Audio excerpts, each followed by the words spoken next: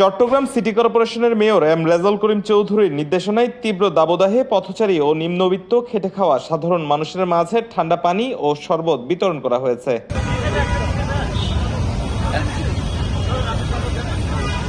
রোববার সিটি কর্পোরেশনের 4টি গাড়ি দিয়ে নগরীর বিভিন্ন মোড়ে মোড়ে সংস্থাটির ভারপ্রাপ্ত মেয়র গিয়াসউদ্দিনের উপস্থিতিতে এই কার্যক্রম পরিচালনা করা হয়। শ্রমজীবী ও পথচারীদের তীব্র তাপদাহে দুর্ভোগ কিছুটা লাঘব করতে চসিক মেয়রের নির্দেশে এই কার্যক্রম চালু করেছেন ভারপ্রাপ্ত মেয়র, জানিয়েছেন দৈনিক আজাদীকে। আমরা এমন ঘুরে ঘুরে আমি ছিলাম একটু মেয়র মধ্যে গতকালই আমাকে যে নগর তাপদাহে খুব খুব অস্বস্তি বা অস্থির অবস্থায় আছে, বিশেষ করে আমাদের শ্রমজীবী মানুষগুলি, রিক্সা চালক, ট্যাক্সি চালক, ভ্যান চালক, দিনমজুর এবং বিভিন্ন শ্রেণী পেশার রাস্তায় যারা কাজ করে তারা তাপদাহের মধ্যে আছে। এই জন্য আমরা ঠান্ডা পানি এবং শরবত আমরা বিতরণ করি। এ সময় চট্টগ্রাম সিটি কর্পোরেশনের সমাজ কল্যাণ কর্মকর্তা মইনুল হোসেন জয়, প্রকৌশলী তহিদুল ইসলাম, PA2 মেয়র আরঙ্গজেব শিবলু সহ সংস্থাটির কর্মীরা উপস্থিত ছিলেন।